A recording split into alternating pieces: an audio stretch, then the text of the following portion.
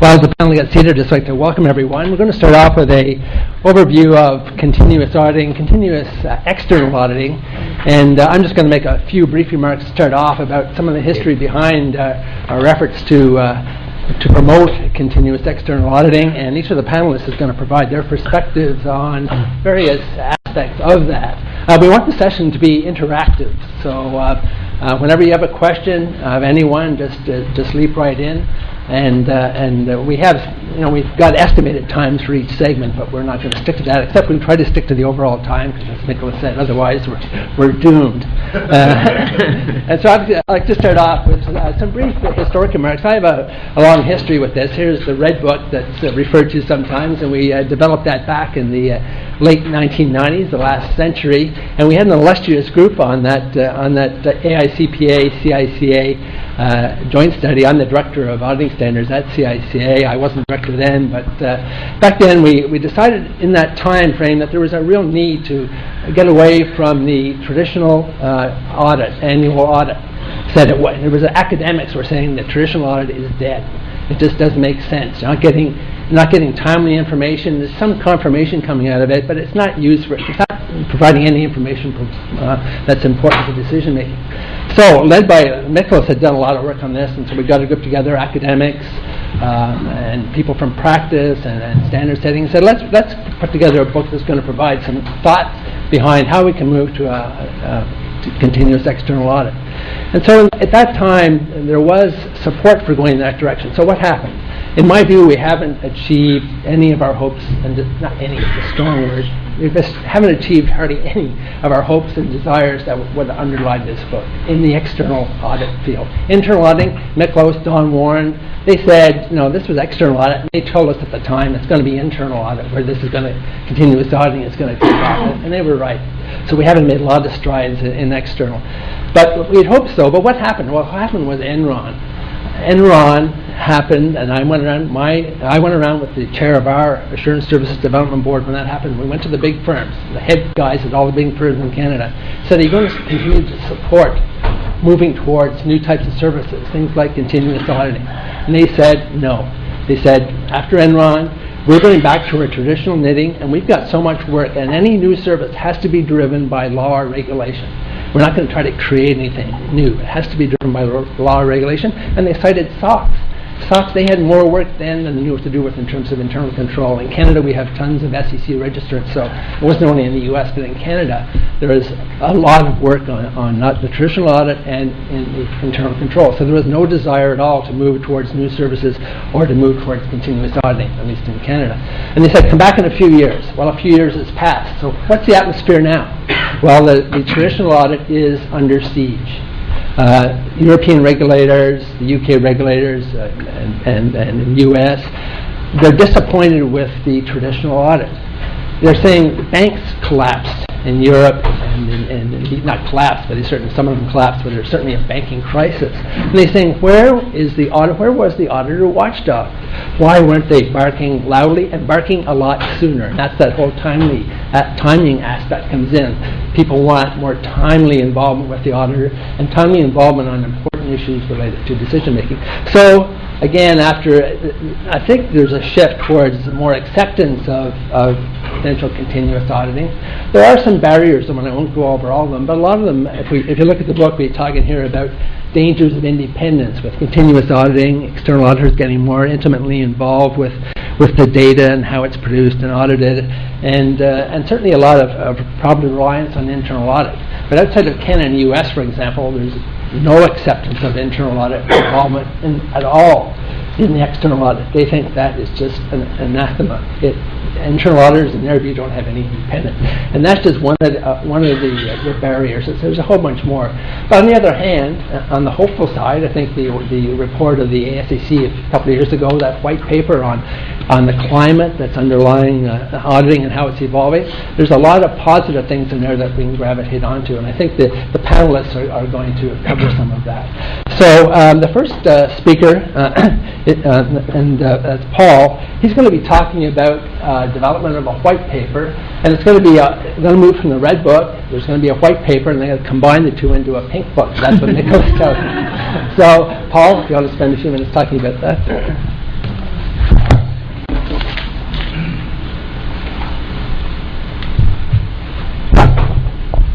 All right, see if I can figure this out. You guys hear me okay? Yeah. Okay, so Greg talked about the red book and then kind of alluded to the pink book. So what is the pink book? Well, first I can tell you that it has absolutely nothing to do with breast cancer awareness. Okay. So, well, really, I guess more than anything, the name just allows for a connection to, as well as a differentiation from, the original Red Book project of 1999. And so with that in mind, it's really an update of that original Red Book project. And one of its primary objectives has to do with promoting the advancement of continuous auditing, particularly by external auditors doing audits of financial statements. And our intention is to achieve that objective through a series of white papers. So that's Pink Book. How did it start? Well, basically through a joint sponsorship of ASEC and the CAQ, Center for Audit Quality. And much of the initial groundwork was done by Dr. Vassarelli and his team. And there was some assistance by the AICPA during that process as well. And so initially, data collection was done via a two-phase approach. Initially, a survey instrument was formulated and administered primarily to public accounting firms, and then follow-up phone interviews were conducted in an effort to clarify the information from the actual survey instruments and also embellish and enhance that data collection with complementary data as well. And I don't really want to elaborate too much on the findings, but there were a couple of general observations that were made pretty readily as the data were being collected and looked at. A couple general questions that were answered. One had to do with what public accounting firms were doing relative to continuous auditing, and the answer is not much. And that's particularly the case relative to external auditing. And where there is some activity there, it refers to this concept of piggybacking, whereby an external auditor is able to utilize an existing continuous auditing system in an internal audit department of a company in order to conduct an external audit more efficiently. There seems to be a little more growth relative to advisory practices of accounting firms and implementing CA mechanisms in internal audit clients' firms. So that shows some promise, but clearly there's work to be done. Another interesting observation has to do with the perceived skill set of a continuous auditing professional. And while it's true that the traditional accounting and auditing skills are still a key foundation, it's really felt that a higher level of technical and analytical expertise is critical in this process as well. So with that said, I'll turn it over to Trevor and Tom, and they'll elaborate a little more on continuous auditing as it relates to the Pink Book project. Yeah, sure. Good morning. Tom Christ, I'm a partner at Deloitte. Right now I'm working with the Center for Audit Quality on a project, the evolving role of the auditor. Some of you may have seen a report they issued recently. Basically, we're convening some stakeholders to see whether the auditor's role ought to be expanded, maybe cover some of the things in MD&A, maybe be associated somehow with earnings releases, or should the 10Q be audited in addition to the 10K? Now, we've got to be careful with that. This has to be something that's a demand from investors and not something that is an obvious suggestion from the profession. But one of the things we did here is there's still value to the audit. We got very, very strong feedback on that, even though in these days of the smartphones, the iPads, the auditor issues the opinion 75 days after the end of the year. I mean, we've got to start to think about doing a little better there. Nobody wants to wait 75 days anymore. So that would lend itself to a lot of the things we talk about. I have a view that someday somebody's going to have their financial statements on their website daily, and unless you hear otherwise, they've got a clean opinion. And I don't know if that's 10 years from now or 20 years from now, but I do think we'll get there, and there's no reason we couldn't do that. we need to remain relevant, and I think we're in danger of, slipping away from that. So I think we do have to take a hard look at this. All the technology we have now, and when I think of starting with punch cards years ago and submitting a job, waiting 4 hours to find out I made a typo, and submitting it again, some of you can't even imagine that we did that, I'm sure. And we got paid to do it. I think it's kind of ironic that if I went and got the program for accounts payable or accounts receivable that I used in 1980, it's probably not too dissimilar from the one we're using today. Difference is now it's on the computer and, it's not on paper. I've been telling our firm, we spend a lot on technology, and I think, we take some pride in that. The problem is we use technology to document the audit. We don't use technology to do the audit. And that's the mindset shift that we have to make. One of the impediments is going to be cost. I mean, it's hard to get partnerships to invest. The way a partnership works is you look to see how much money's there at the end of the year, and you give it to the partners. So we do make some investments. Our firm just built a Deloitte University. It was about $300 million, but it was a challenge to get that through the partners, I'll tell you. I was very involved in the process. But, I think it was your idea, wasn't it? It was. So I got a lot of partners mad at me. Who's going to make the upfront investment? It's going to be significant. What about the client? I mean, I've suggested, why don't we do a parallel audit? Why don't you give me a couple good statisticians, an economist, and a couple good accountants? We'll do the audit, you do the audit, and then we'll compare and see who found what and who missed what. And that's conceptually a good idea, but find a client that wants to be audited twice, even if the second one is free. So, there's a lot of impediments to us getting this going, but eventually we're going to have to break through that. So like 2 root canals, right? Yeah, that's right. I would say right now we're really not properly incentivized to make a lot of these investments, and I don't know how to change that. I mean, we're pretty comfortable with the audit that we know. It seems to be doing the job with some notable exceptions, I would say. So we need to figure out, what's going to push us over the edge to finally get serious about this. Standards in the regulatory environment, the standards aren't dramatically different either, so it's no surprise that our process and our audit procedures are not dramatically different. I'm from Michigan, so I'll give an example from the automotive industry. If I could establish a statistically significant relationship between car production and inventory levels the previous week, the week before that, so I know what was sold or, came off the line January 2nd, 3rd, 4th, and 5th. Why couldn't I just go back and predict what inventory should have been? I think I could do that, in fact, and I think I could do it pretty well and pretty accurately. But it doesn't matter. I still have to go count it. That's the standard. I have to observe inventory. So I have no incentive to do what I just described. I'm just going to be doubling my effort. So we've got to get the standard setters on the bus with us. And that may be a bigger challenge right now until we get over some other things. But I think we're talking about that and probably going to have some discussions. Trevor's going to spend some time on skill sets, but I think we can't expect the accountant to have all of the necessary skills. We got to bring some new people into the tent. So I mentioned statisticians, economists, analysts, maybe even some quality engineers. We need to think a little more broadly about what an auditor looks like. And then I think sometimes it's just a failure of imagination. We don't. Creative and accountant probably don't appear in the same sentence too often, and perhaps they shouldn't. It doesn't necessarily have a good connotation in some ways.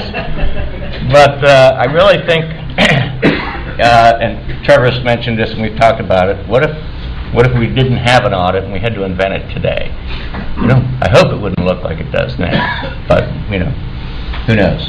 Trevor? Let me just pick up on what Tom's been saying. First let me introduce myself. I'm currently a senior research fellow at Rutgers University. I retired a couple of years ago from Deloitte. I was fortunate to work in a bunch of different areas. I had a lot to do with methodology development, technology development. So this is a sort of topic near and dear to my heart.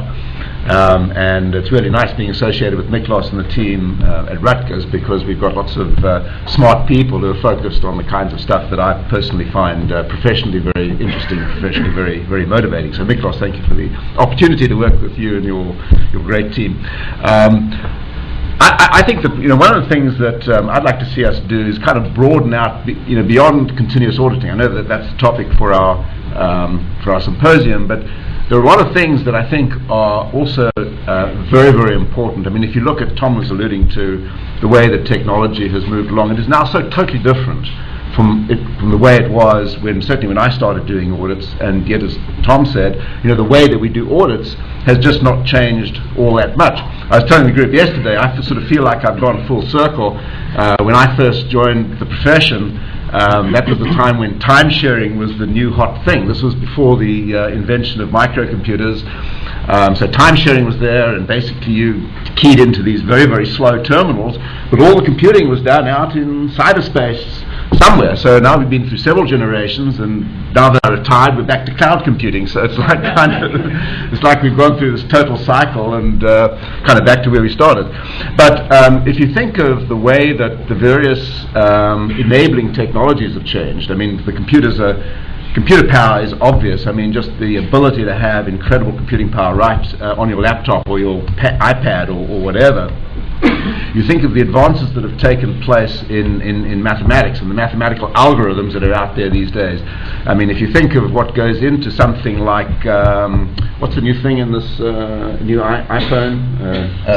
Siri. Yeah. I mean, the amazing kind of mathematical algorithms that are in there to do understanding of speech. If you think of the algorithms that Google has, Google has just redone its algorithm, but the amazing stuff that is out there, the ability to process very smartly a lot of data, to use smart algorithms to look, for example, for fraud indicators, to look for indicators of bankruptcy, to look for indicators of potential restatement. There are all these technologies that are out there which I think have huge potential for us. There are visualization technologies. I mean, which we scarcely make use of in auditing, but the ability to actually visualize your data, to visualize the outliers, to go in and analyze complete, do 100% analyses of transaction files, and the ability to visualize what's going on. We make very, very little use of that. Miklos's team is beginning to use cluster analysis, some very, very exciting, interesting work. And when you look at the stuff visually, the stuff just pops out, and you can see anomalies. We need to start making use of that. Continuous auditing provides a way, very importantly, to be able to do these technologies, but do them in a much, much more timely fashion as transactions, as the business is operating. And so I think if we could somehow be able to get hold of these technologies, use them in a continuous auditing fashion, I think we've got a tremendous amount of potential there. And I think there are two ways we can go about it. One is to kind of deconstruct the current audit process. What are the things that we're doing to do audits today, sort of step by step? What are the important things that we're doing? And then kind of rethinking how we might redo those, but using today's technologies. One of the things that I've always thought is a good example is accounts receivable confirmation. I mean, it's a dead boring thing to do, but it's very difficult to do well, and it's extremely important to do well. I saw these guys' capital confirmations, which I'm sure many of you, they've been here at past symposia. I think it's a wonderful way of kind of deconstructing the way auditors work, so that you can go and you can do these electronic confirmations using a secure network, get it out of the hands of auditors. You're going to kind of do it badly, they're not going to maintain the right controls and things like that, or it's very difficult to do that, and just outsource that to people who can do it differently. I mean, that's just like, to me, a very simple example of being able to outsource part of the audit. And I think there must be many, many other areas where one could kind of deconstruct what people currently do and then reimagine how one could do it totally differently. And as Tom was saying, maybe kind of just reimagine. Imagine that we were inventing audits in 2011, and we didn't have any of the baggage that we currently carry around with us. And I personally think that there's an opportunity for that. I mean, it wouldn't surprise me. You know, if you're all familiar with Clay Christensen's book, The Innovator's Dilemma. Well, if you think about the way the auditing profession is, I mean, we're the big established players. We do things the way we do them because we've always done them that way. We have clients that expect us to do things because we've always done them that way. I think there's a possibility, and I'm totally making this up because it may of course not happen, but there's definitely, to my mind, a possibility, particularly if we get into client rotation, which may or may not happen. I hope it doesn't, but it may.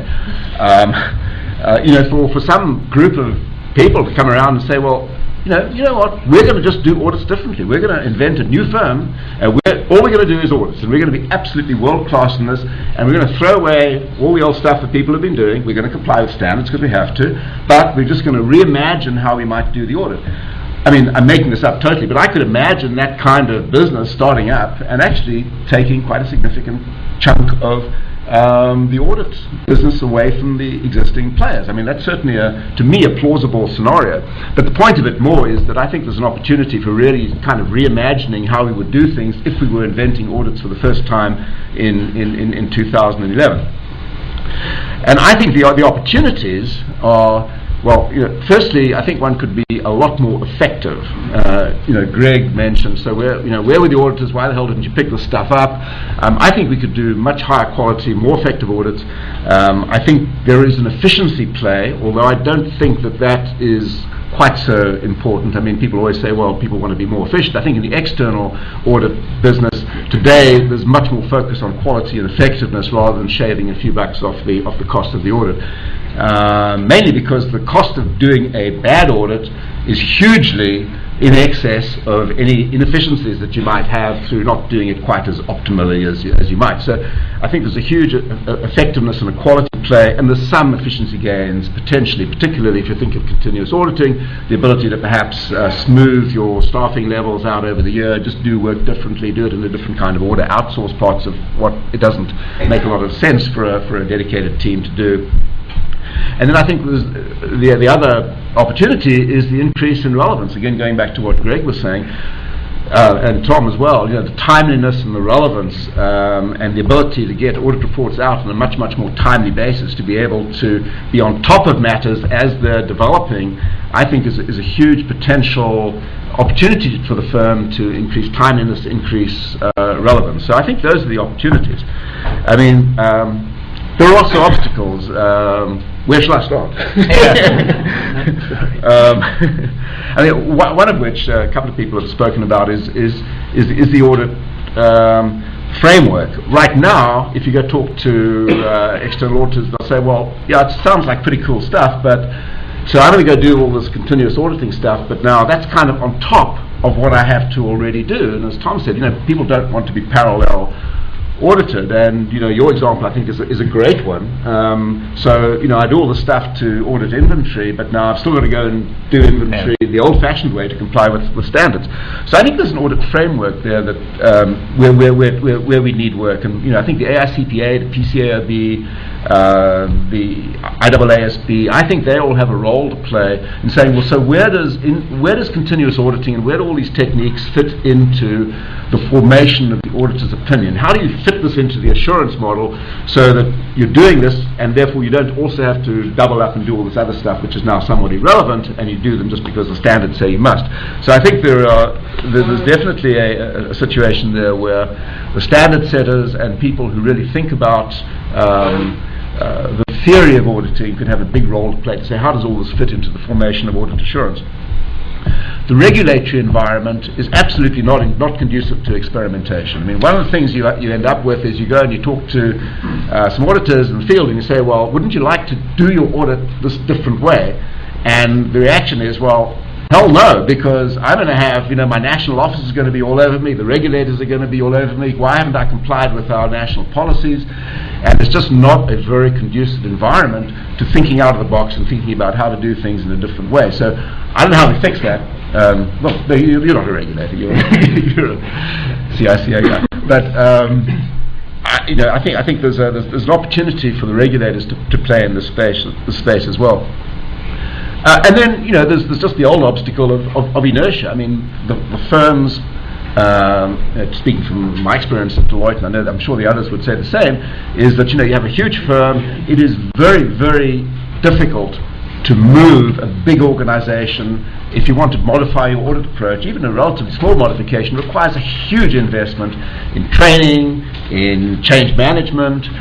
You know that better than I do. Especially on a global basis. Particularly on the global basis. In the country, because you've got to do it. You've got to do it globally. So there are major obstacles which can be addressed, but those are some of the problems. So, I think we're in a world where we're at a point in history where I think there are amazing opportunities, because we've got this convergence of technology and mathematics and infrastructure, and I think there's also a will today in the profession to really do something to become more effective. I think the profession has become a lot more focused.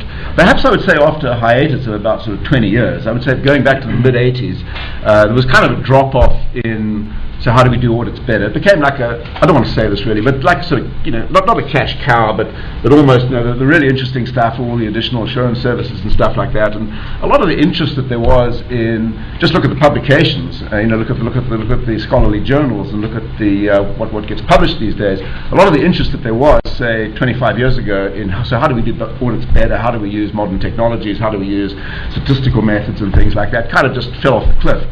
But I see a beginning of an interest in that again. So I think the kind of time is right. And I mean, just look at the audience in this room, how it's changed, Miklos, over the years that you've been having this conference. I mean, it was primarily an academic conference when you started it up. Look at all the people we have now. I mean, practitioners, accounting firms, internal audit, software vendors, and the academic community as well. So I think we've got a huge opportunity for this. Anyway, I'm rabbiting on. So. Yeah. Before we just open up for questions, as probably the only auditing standards setter in the room, I think probably I'm the only one, I wanted to leap to the defense of auditing standards. Some of them. The overall point I want to make is auditing standards are reactive. We don't lead the profession. We take the standard setting process over the years. It really depends on the input we get from auditors in practice and other their stakeholders, and it evolves in response to how the whole audit environment evolves. We don't lead the way. We take the best. I hate to use the words best, because really best means, geez, you've got the best there is. You're not going to move ahead. We take good practice, and that gets reflected eventually in the standards. And so, but for all of the good reasons pointed out earlier, standard setting is quite slow. We count physical inventories because that was the McKesson-Robbins fraud way back in the 30s, saying the inventory wasn't there, so what's the best way to go and verify it is? Well, go and look at it. And I was part of a group in the late 1990s that we went around all the big firms. It wasn't just in Canada; it was here in the U.S. and in the U.K. And we were looking at their audit approaches back then and how they were evolving. And back then, this was pre-Enron. They were all moving to these high, supposedly rigorous analytics and getting away from the nuts and bolts of looking at transactions and going out and counting inventory. And they were saying, oh, this is the way of the future. This is going to be really effective auditing. Well, it turned out those analytical procedures weren't that rigorous. It was a pretense in some cases, not in all, because they weren't coming up. You have to have the auditor, to be rigorous, has to come up with their own expectation of what the results are going to be in any given area and compare that with what's actually there. And there was no rigor in that, or there wasn't the needed rigor. And so we're still stuck doing these old types of procedures. But I agree. I mean, if the profession evolves, and I agree, and we should, these powerful analytics, all these enhanced IT tools. I think if that's, and the public accountants come and make a case for that, well then the standards will evolve. So, but we don't lead the way; we follow. So, and there's certainly no suggesting that you're holding us back. We're holding ourselves back. We'll just need your help to make it happen. But I guess I'm letting my frustration show too, because Miklos and I know that Don Warren's here, but we were sitting on the table developing this, and I think all the issues raised are near to here, and here it is 11, 12 years later, and nothing's happened. So I guess I'm getting old and I'm getting impatient, but it is. it is difficult. So, Don't worry. yeah. Oh, yeah, right. Spirit. Yeah, and there was a lot of spirit in moving ahead, but the trouble is it's turning into concrete action. I don't want to be negative, but I'm just... It's very difficult. Yeah. Any questions? Sorry. I think the major issue here is there was no relationship between the quality of the audit and the compensation of the partners.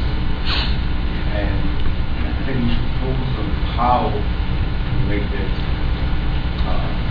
how we change that. Because there's really no incentive.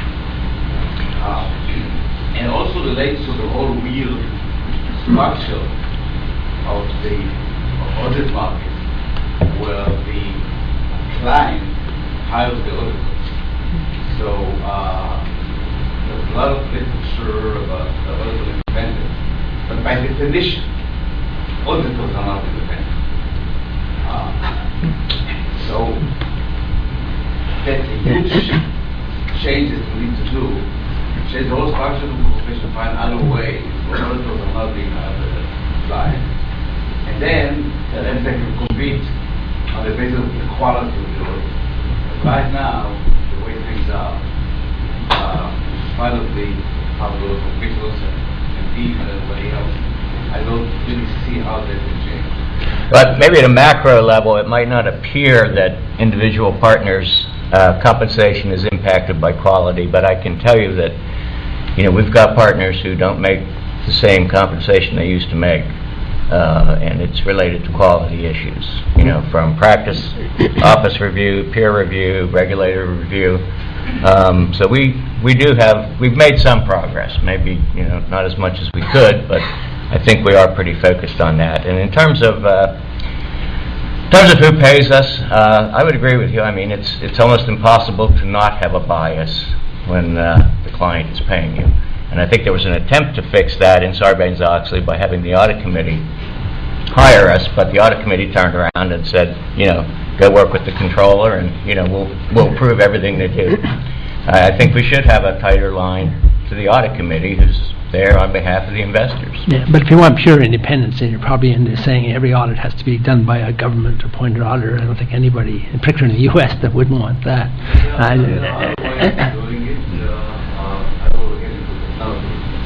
But Dan, just on your other point, in terms of just direct compensation, I mean, Tom, you probably have a better handle on the numbers than me, but I mean, the amount that firms spend in defense of what they do, I mean, the legal costs, the insurance costs, I mean, what is it, like 15% of revenues or something? I mean, it's an enormous number that gets spent on all these legal costs, insurance costs, all these things, and that goes straight to the bottom line. So, I mean, to the extent that one can shave a little bit off that by doing a higher quality audit and reducing your legal costs, your liability costs, possibly eventually your insurance costs, that's money in the pockets of the auditors. And the firms are really focused on that. Well, to reduce your liability. I mean, the downside risk of actually doing a faulty audit is enormous. I mean, yeah. I mean, you could be just look what happened to Arthur Anderson. I mean, they were taken out. The way of having incentives to improve quality. If I'm in any other industry, I improve the quality because I want my customers to buy more of my product. Yeah, if I just move on, I think some of these fundamental issues have to be. These fundamental issues. Some of these fundamental issues have to be just, especially with traditional auditing, have to be resolved. And I don't know what the extent the white paper and the pink book will do it, but and independence is going to go on. I think there was a question over here first, and then we'll. Greg, I actually have a question to the physical inventory count example that you just gave. And you mentioned that analytical procedure is no substitute for actually showing up at the warehouse in count. Well, I didn't mean it. It could be a substitute. Like we haven't evolved that. And it directly relates to the current accounting standards.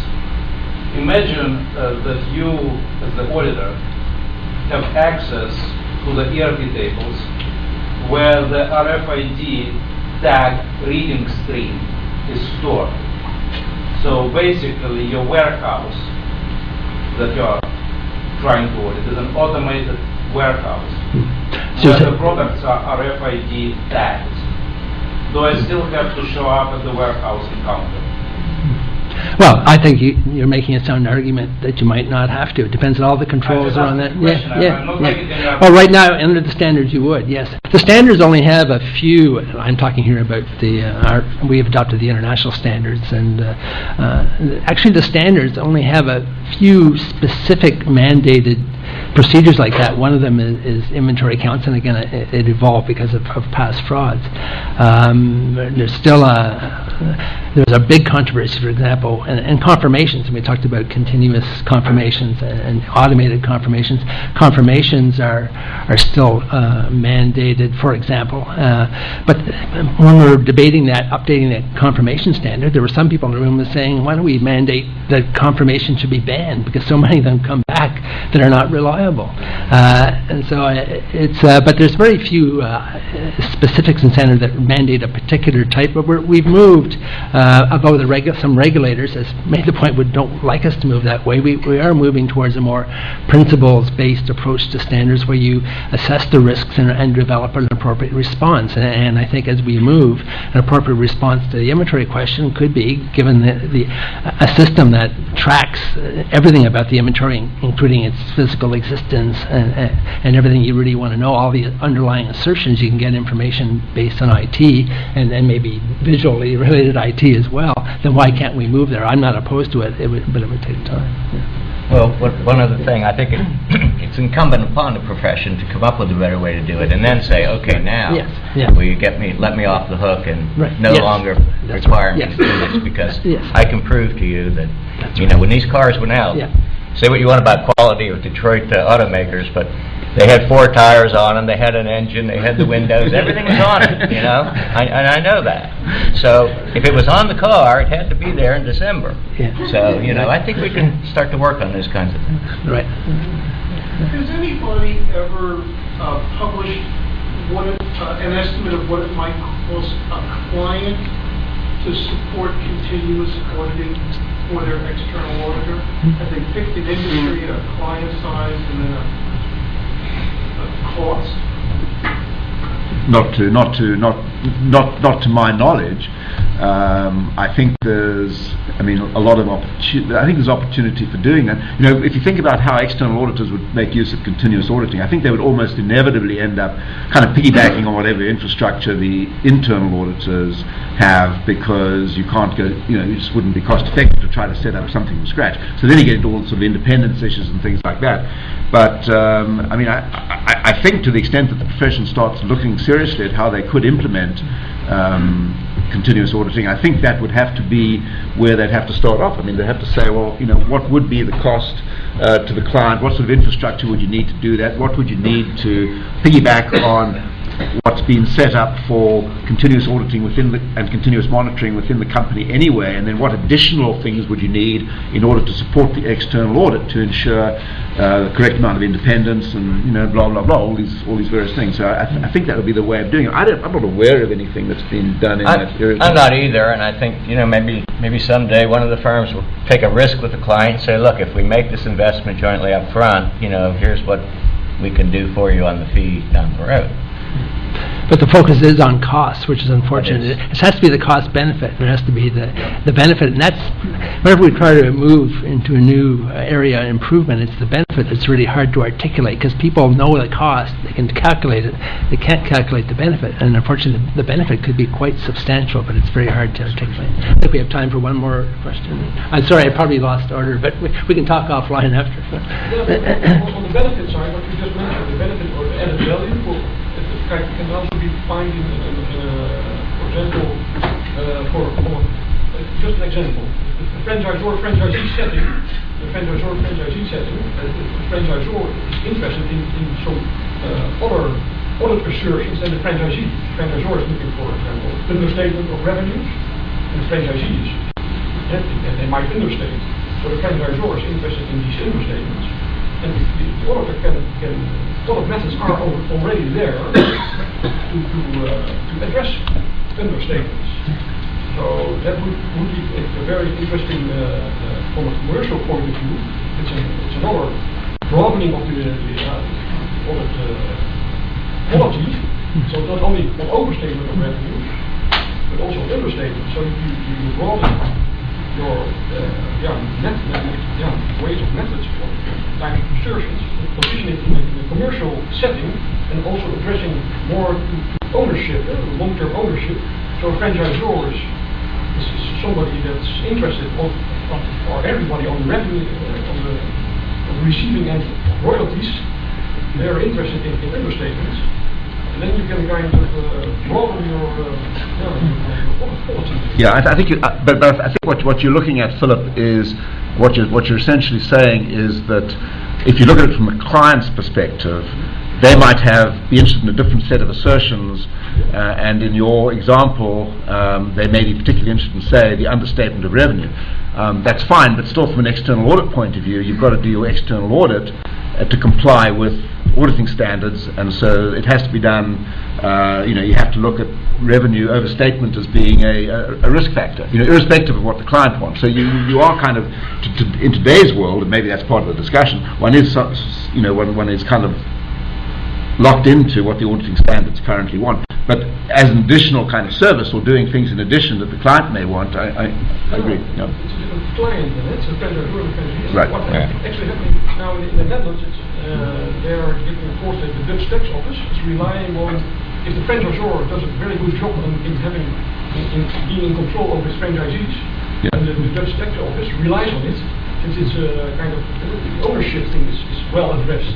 I think we have time for one or two more. I think there's somebody over here. Real quick, going off this idea of continuous auditing and continuous monitoring, as a panel of advocates for continuous auditing from an internal audit perspective, what are your thoughts around that in terms of, how do you think regulators would view that if we're getting into continuous auditing and that starts to evolve to cross the line of continuous monitoring? So what are your thoughts there?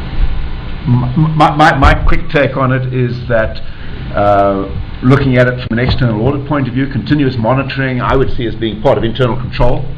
So if I'm an external auditor and I go in there and I see great continuous monitoring, that would tell me that's a really good internal control. So that's kind of how I would factor that into my audit assurance model, and I would say, well, they've got great internal controls, therefore I need to do less substantive testing.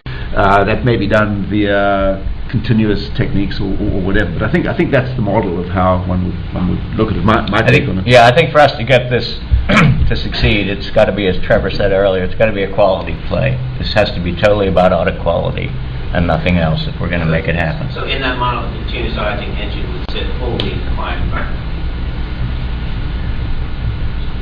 You would, the continuous monitoring. Continuous monitoring would be a client activity. Right. So continuous auditing. So what's the difference between continuous auditing from an external auditor and cross just below that line of continuous monitoring? I think we could have some continuous monitoring that was done on our side. I mean, we could have some tools in there that are, as somebody said yesterday, staring at a control or a parameter, making sure it didn't change. Might have been you with that. We could do that kind of thing as well. But would I want to duplicate, what the client's already doing, or just rely on what the client's But that would be part of either our ongoing test of internal control, or it might be part of an analytical procedure where we're looking for, so how are these exceptions, and it just raises the independence questions that were raised earlier. I think do we have time for one more question? One suggestion for banks under Basel II agreement, the capital buffer be frozen against operational risk will be reduced for a well-performed continuous audit. So it depends whether the real question is it good performed continuous auditing or not. For banks, if it is a well-performed continuous auditing, it will reduce considerably the capital buffer the banks have to froze it. And this, I think, is a way of trying to figure out how much is convenient to perform it. I mean, There is a point where you spend more and you get less. but up until a certain point, if you do it well, it should pay itself directly through the capital agreement the banks have to sign. I think to me it sounds like what you're saying, Jean-Paul, is that there is an incentive because of the capital requirements for banks to beef up their own continuous internal auditing, and perhaps the way that plays to external auditing is that if the banks in fact do that out of their own operation. If the continuous audit is performed inside, that's right. It is confirmed by the external audit. That's what I'm about to say. So I think that gives us an opportunity to piggyback on that. One time we thought that could reduce the audit fee, and that has been forgotten. So if it doesn't reduce the audit fee, and you look at the mechanism of the Basel agreement, you can figure out and count what you're saving on the capital, which today is crucial. What you asked before is what's happening to European banks. If they develop the capital requirements, so they could lend less, make less money with the same operating system they had before. That's an incentive for banks to put in their own internal continuous auditing, right? Exactly. Yeah, and I think that gives the opportunity for external auditors to capitalize on that. Right.